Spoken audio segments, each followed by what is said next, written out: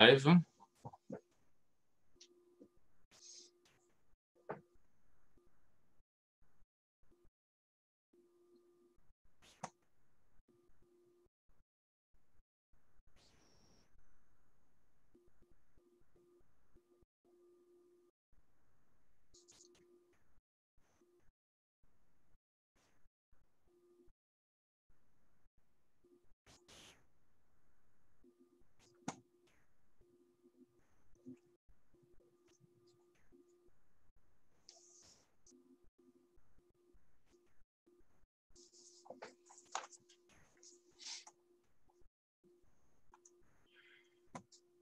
Será que já está?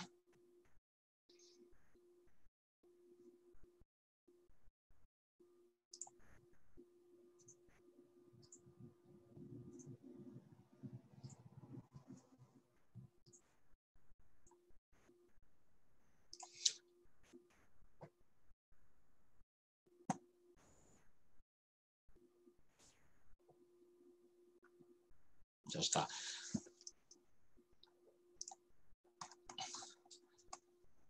Olá a todos, estamos para lá do Arco-Íris.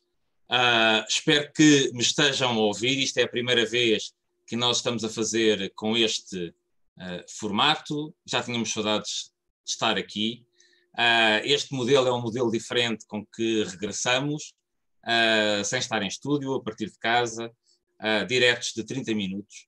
A Rádio Movimento, apesar de não ter acesso aos estúdios, por causa da Covid-19, não quer parar e fez esta tentativa de ter os seus programas em direto e mantendo assim o contacto com os nossos ouvintes que nos ouvem e que nos veem. Peço já desculpa por algumas falhas técnicas que obviamente poderão ocorrer. Já sabem que nos podem seguir no Facebook e no YouTube. Quem não nos conseguir ver em direto poderá ver-nos a partir dos vídeos que ficarão disponíveis e que nós, na nossa página de Facebook, para lá do Arco-Íris, iremos partilhar. Também iremos partilhar convosco todos os links, todas as informações que iremos ter. O Sérgio acabou de se juntar. Olá, Sérgio. Ainda está a ligar e nós daqui um bocadinho já vamos ver, já vamos começar a falar com o Sérgio relativamente ao tema principal deste programa. Dizer-vos que estão habituados a ter neste programa a companhia do Tito Lívio, do António Cercetelo, do Sandro.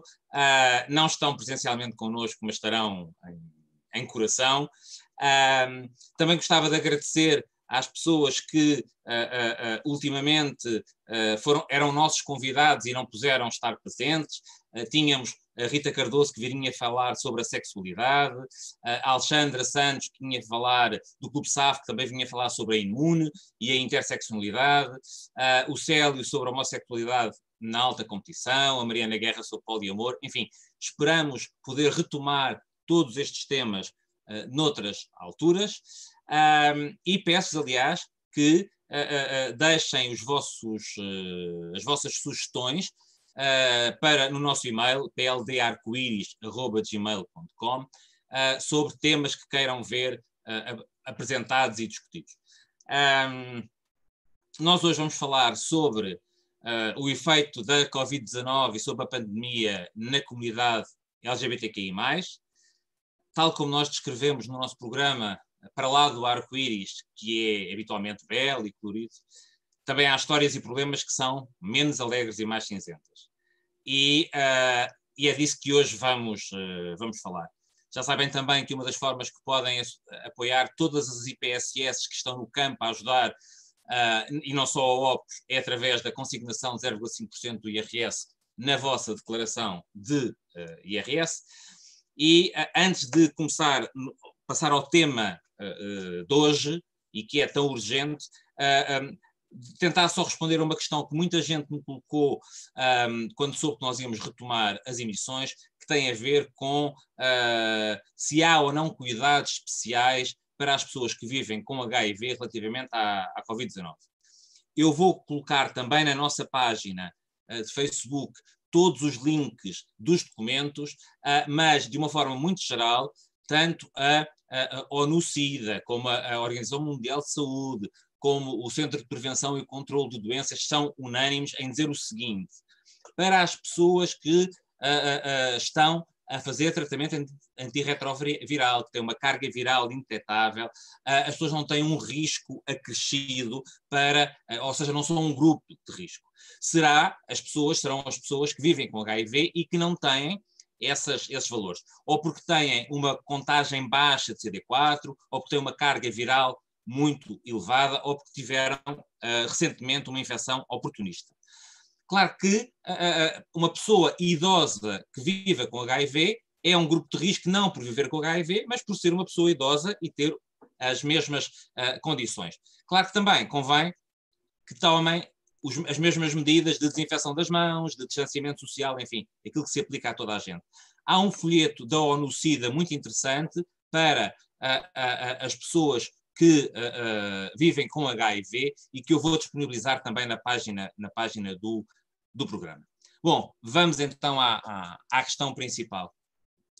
Uma das coisas que tem sido dito, ou que tem sido dita, é fiquem em casa. E nós sabemos que o ficar em casa é extremamente útil para prevenir e até de algum modo estamos a conseguir achatar a curva epidemiológica, estamos a evitar que o sistema de saúde fique sobrecarregado e não tenha capacidade para dar resposta e tenhamos um número de mortes muito elevado. Só que, infelizmente, há muita gente que não pode ficar em casa. Nós sabemos que a comunidade LGBTQI+, já é habitualmente, ou já apresenta habitualmente, uma prevalência de doenças de saúde mental ou de perturbações do foro psiquiátrico ou psicológico mais elevado. As depressões, a ideação suicida, a tentativa de suicídio. E, portanto, com este isolamento forçado, há muita gente que vive sozinha e que está a sentir isso. Tem havido relatos de algumas coisas, especialmente em algumas comunidades ou subcomunidades que dentro da comunidade LGBTQI+, são mais sensíveis. Mas depois nós também sabemos que há trabalhadores do sexo, que muitas dessas pessoas não têm a sua situação legal, mesmo apesar de ter havido uma medida de legalização excepcional de todas as pessoas que estavam à espera de legalização. Isso não abrangeu muitas das pessoas que não tinham contrato de trabalho, por exemplo, ou que não tinham ainda os processos, não tinham dado entrada aos processos.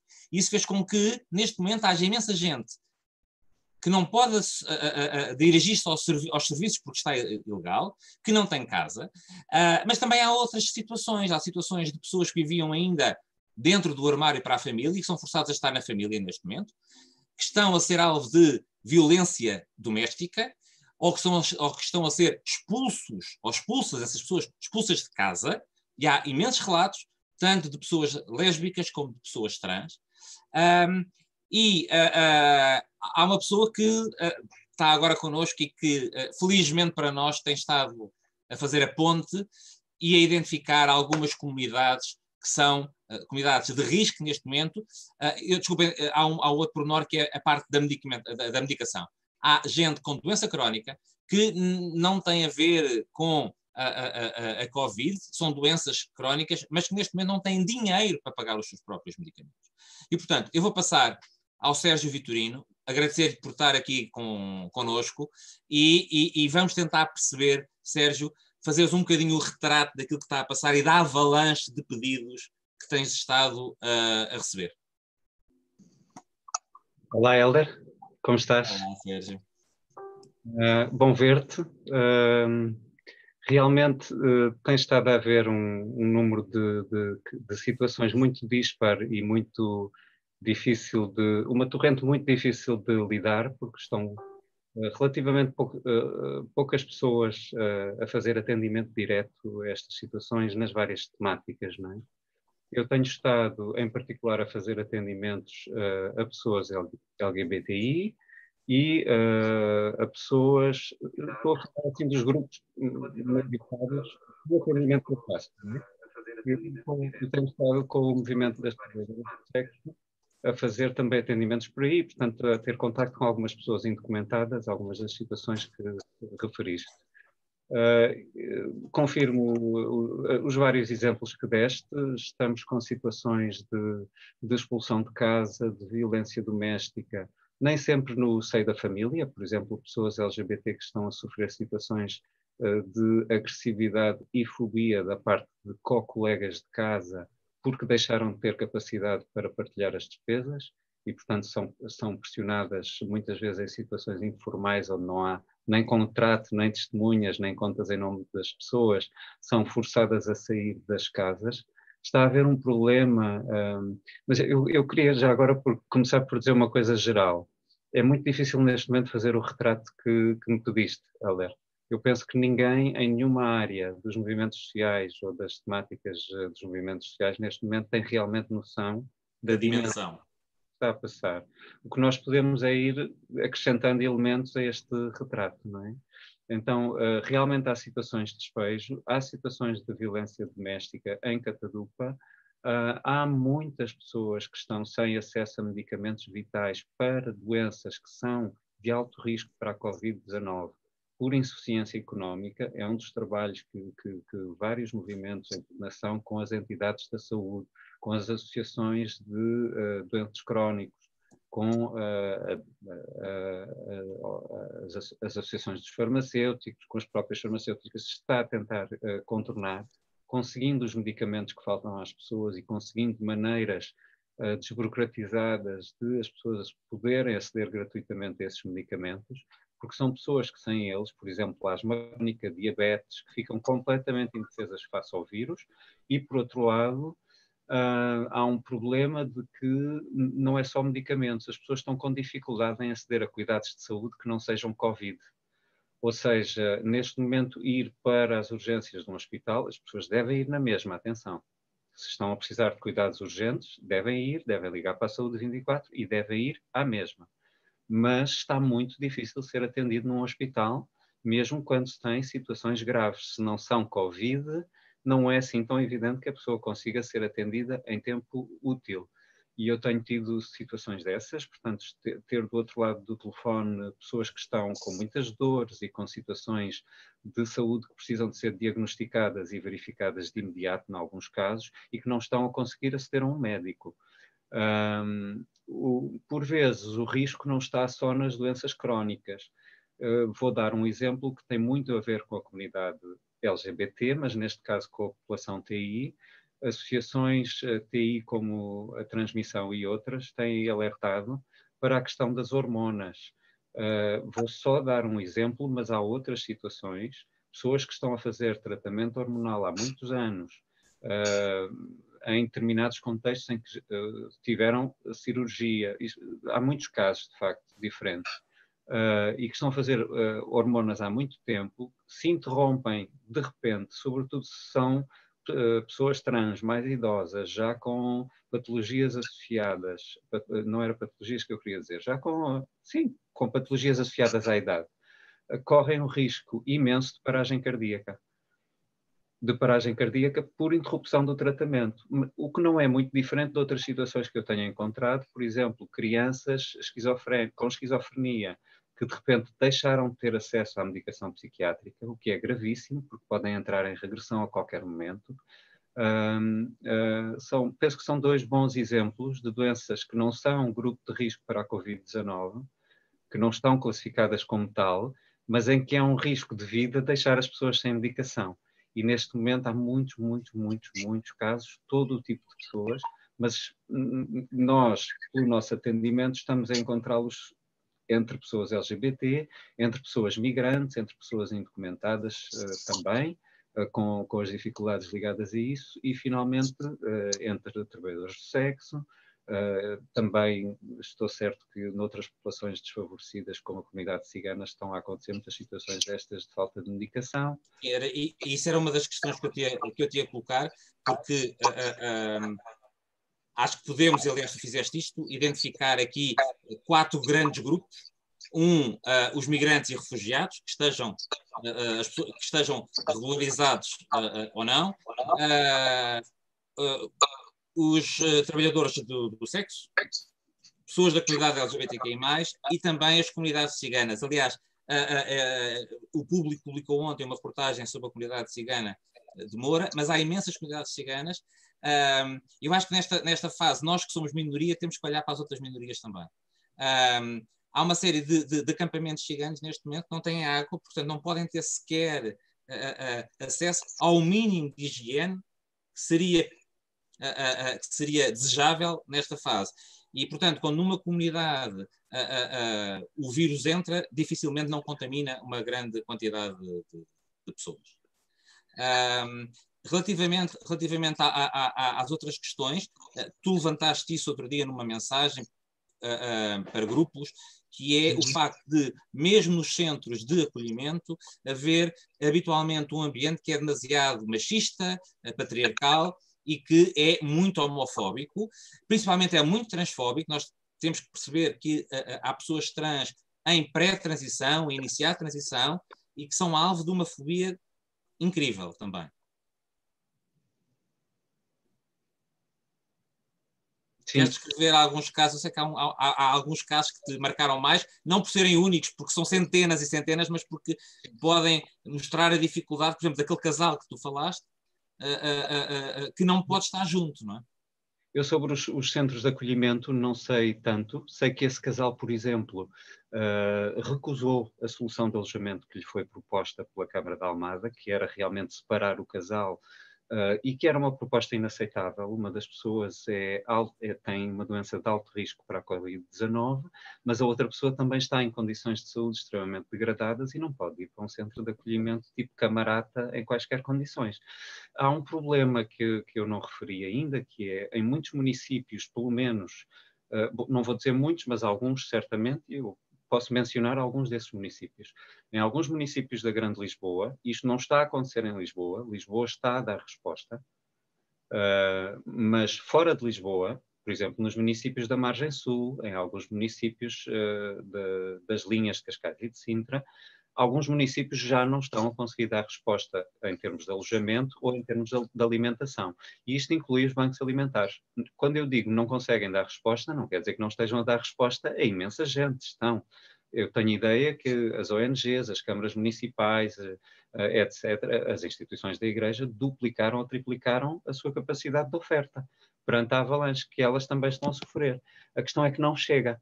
E como não chega, há um ponto a partir do qual os novos pedidos não encontram resposta.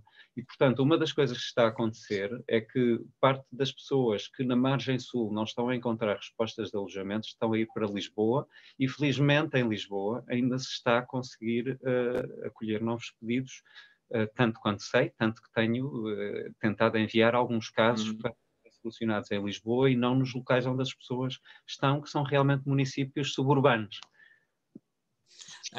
Eu falei com algumas pessoas. Devo dizer que a Anabela Rocha enviou-me ontem um estudo que foi publicado agora há meia dúzia de dias. É o primeiro estudo do Instituto de Ciências Sociais e do ISCTE sobre o impacto social da pandemia. O quadro é preocupante, apesar de não ser um retrato fiel da sociedade e da população, pelo tipo de amostra que foi recolhida, e não identificar especificamente pessoas da comunidade LGBTQI+. Mas é óbvio que se pessoas que até tinham uma atividade independente com recibos verdes, neste momento estão a ficar sem casa, não é? Porque já não se pode esquecer que a legislação, e acho que tem sido boa, que protege os inquilinos, protege aqueles que têm contratos formais. Há muita gente que vivem em quartos alugados, em subcontratos, e que não têm qualquer tipo de defesa legal. Portanto, eu vou-te colocar uma questão, eu não sei se isto poderá ser muito idiota, mas neste momento há imenso alojamento local, imensos apartamentos de alojamento local que estão fechados, porque não têm hóspedes, não há turismo. Há uma série de hostéis que também estão fechados. E nós sabemos que muitos proprietários pertencem à comunidade LGBTQI+. Temos, inclusivamente, hotéis que são hotéis gay, hotéis que são direcionados para a comunidade. Será que não poderia haver um apelo para que essas pessoas abrissem as suas casas, os seus hostéis, os seus hotéis, para estas outras que não têm teto neste momento? Eu concordo, acho que tem que haver esse tipo de apelos neste momento. Eu até penso que, se não estou enganado, algumas destas soluções têm estado a ser exigidas pelas associações de apoio à habitação e de luta pelo direito à habitação e até estudadas pela Câmara Municipal de Lisboa, concretamente. Estão a ser estudadas, não sei, não conheço o processo, portanto não posso dizer mais sobre isso. Mas sobre os apelos... eu penso que nós precisamos de fazer uma série de apelos e nós, movimento LGBT ou movimentos LGBT no país, precisamos de nos recentrar, perceber que a realidade social no país e das comunidades LGBT mudou para toda a gente, e quando digo para toda a gente é inclusive para pessoas que estão confinadas em casa, ainda em teletrabalho e que ainda não perceberam até que ponto a sua própria vida também mudou. Mas as coisas estão a mudar tanto no conjunto da sociedade e do país, na economia, etc., etc., que é evidente já que isto vai afetar de muitas maneiras todas as pessoas, inclusive todas as pessoas LGBTI. E, portanto, nós precisamos de várias coisas, penso eu. Temos algumas prioridades muito básicas, muito simples, porque em momentos destes, por mais complicada que pareça a realidade, as respostas básicas são muito simples. Nós precisamos neste momento do quê? Na minha opinião, precisamos de conseguir dotar-nos, enquanto movimento LGBT, de instrumentos de diagnóstico local e nacional. E precisamos de o fazer muito rapidamente, porque é com base nesse diagnóstico, lá está a tal situação que eu dizia no início, que ninguém tem bem noção neste momento, nós precisamos de conseguir ter noção dela a nível nacional, nas várias cidades, nas várias regiões. O movimento LGBT hoje em dia nacional tem capacidade para isso, para o fazer, para fazer esse outreach, para perceber as situações que estão a acontecer, porque é com base nesse diagnóstico que nós poderemos voltar a perceber quais são as nossas prioridades, quais são as necessidades da comunidade LGBT neste momento e como é que o associativismo lhes pode responder, e também quais são as medidas sociais que devemos reivindicar, porque teriam um impacto positivo face a essas alterações que diagnosticarmos. Então, eu acho que há reivindicações muito válidas e muito justas que já estão a ser colocadas agora perante algumas realidades que estamos a ver, e tu citaste uma óbvia, claro que incomoda, é incomodativo, nós sabemos que há muitas casas nos centros urbanos que estão vazias, independentemente da natureza delas, nem todas são privadas, por exemplo, algumas são municipais, não é? Depende muito de... Claro, essa era a outra questão que eu tinha a colocar. Portanto, claro que incomoda ver muitas casas vazias, e nós sabemos que há um conjunto de pessoas neste momento em camaratas, porque é isso que de alguma forma são os centros municipais, ou que são novas sem abrigo, não é? Que estão numa situação em que perderam a sua autonomia enquanto pessoas com uma casa, com trabalho, etc. Há casas municipais, nem todas estarão ocupadas e poderiam ser disponibilizadas. Há também, eu estava-me a recordar, as casas que estão a ser ultimadas para as novas rendas sociais por parte da Câmara, e que, quer dizer, uma pessoa que está sem casa quer ter um teto, e portanto, se a casa não tiver os azulejos todos, especialmente isso não é importante. É importante que possa ter uma casa de banho, que possa tomar banho, que possa ter um colchão para dormir e não estar sujeita às condições atmosféricas. Eu possivelmente, nós já vamos quase com a meia hora do nosso direto, mas punha aqui 3 questões. Primeiro, a habitação, portanto, fazer um apelo a quem possa disponibilizar habitação para estas pessoas, fazer um apelo às farmácias comunitárias, aos farmacêuticos e aos laboratórios, e, enfim, depois vamos enviar o vídeo para muita gente que possa disponibilizar a medicação sem custos diretamente a essas pessoas. Já houve pessoas que se disponibilizaram, antes de nós começarmos o programa, farmacêuticos, para irem levar os medicamentos, ou seja, para, não é? Mas é preciso também que eles não sejam pagos porque as pessoas não têm capacidade. Outra questão é a alimentação, porque estas pessoas não tendo dinheiro, também não têm dinheiro para comer, muitas vezes. Eu penso que isso era importante. Depois é a parte do donativo, que também temos que perceber que às vezes o dinheiro também é importante. E, portanto, tu tens neste momento crowdfundings a funcionar, linhas de apoio, contas para onde as pessoas possam fazer doações, donativos? Existem cada vez mais. Alguns movimentos deram o exemplo e foram os primeiros a criar esse tipo de coisas, nomeadamente minorias étnicas, algumas comunidades de migrantes, como comunidades brasileiras, que têm a maior parte dos migrantes em Portugal, ou, por exemplo, as trabalhadoras do sexo. Mas cada vez mais há iniciativas desse tipo, que estão-se a desdobrar. Eu espero que venham a haver algumas LGBT e que as pessoas possam contribuir e que possam contribuir também com voluntariado. As associações LGBT vão precisar de voluntariado para lidar com estes casos. Mas também estão a surgir muitas iniciativas cidadãs para contornar a limitação dos serviços assistenciais habituais, como cantinas populares, ainda muito limitadas. Há nos concelhos, há nos distritos, não há noutros. Nós andamos a procurar quase respostas caso a caso, sempre a perceber o que é que há naquela região. Mas a partir do momento tu fizeste um documento onde há um apanhado dos vários recursos a nível nacional. Quando nós terminarmos aqui a transmissão em direto, eu depois falarei contigo para ver o que é que nós podemos disponibilizar em termos de contactos na página. E também que tipo de identificação, que tipo de dados é que são necessários quando as pessoas tiverem casos de facto urgentes, e também é necessário perceber que é preciso ser muito sério nesta altura. Se nós estamos a querer que o Ministério da Saúde, uma série de entidades públicas, participem, os casos identificados têm que ser realmente casos de necessidade. Portanto, colocar também os dados necessários para a identificação de casos. Lançava-te aqui mais um desafio.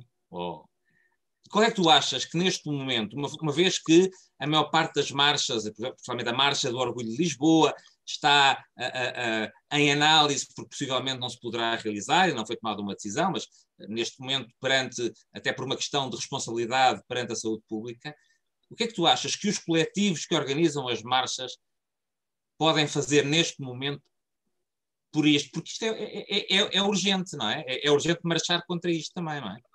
Eu penso que as associações LGBT e as estruturas das marchas, como eu referi há pouco, e isso é fundamental, são neste momento nacionais, ou seja, nós temos uma dimensão nacional enquanto movimento, têm que ser postas ao serviço das pessoas da comunidade LGBT no imediato, com os seus recursos para assistir a estas situações, seja de carência alimentar, carência de alojamento, carência medicamentosa, de acesso a tratamentos, e nós temos realmente os meios e até já começamos a ter o conhecimento para isso, para nos sabermos mexer. Realmente existem listas de recursos, aquele documento que viste não é meu, é um documento que originalmente é da Câmara Municipal de Lisboa e que foi disponibilizado a algumas entidades e nós aproveitamos, mas que entretanto já completamos com uma série de outros recursos que não estavam no documento e que nós fomos encontrando localmente quando estamos a tentar resolver situações neste ou naquele concelho, e estou a falar do país inteiro. Eu hoje estive a tratar de situações do Algarve, situações de Braga, situações dos Açores, estamos assim. Portanto, realmente há muita coisa que podemos fazer e que as associações podem fazer. Eu acho que neste momento a nossa missão é a assistência social direta. Penso que todos os recursos e ativistas devem concentrar-se nisto, porque há de facto uma emergência nacional. As pessoas, uma grande parte de pessoas está com dificuldades, se não são umas, são outras. As associações, com um bocadinho de esforço de organização e de recentramento, conseguirão dar apoio direto a essas pessoas. Portanto, o meu apelo às pessoas LGBTI, independentemente das interseções com outras camadas da população, o meu apelo às pessoas LGBTI é o mesmo para todas as pessoas que estão em dificuldades. Contactem as associações.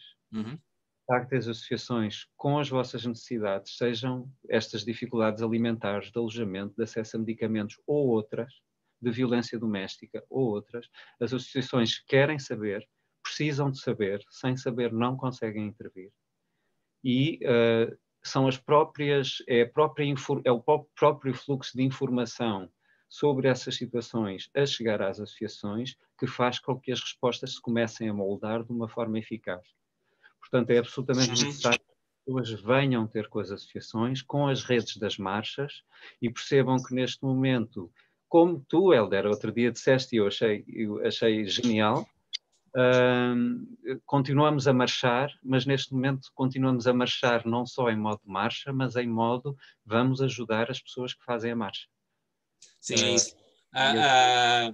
Como tu dizias, nós temos noção de uma pequena, ou temos uma noção muito pequena da realidade, e neste aspecto, tanto no que diz respeito à saúde mental, como no que diz respeito a este tipo de necessidades, há duas questões que eu penso que são essenciais. Primeiro, é a ajuda de proximidade, e nisso as associações, os coletivos, têm um papel muito importante, porque são mais juntas pessoas que conhecem, e depois, as pessoas não podem ter vergonha, não podem ter medo. Eu sei que é complicado, mas não é vergonha ter pedido um emprego, não é culpa de ninguém, assim como não é vergonha a pessoa estar deprimida, não é vergonha a pessoa pensar em tirar a própria vida.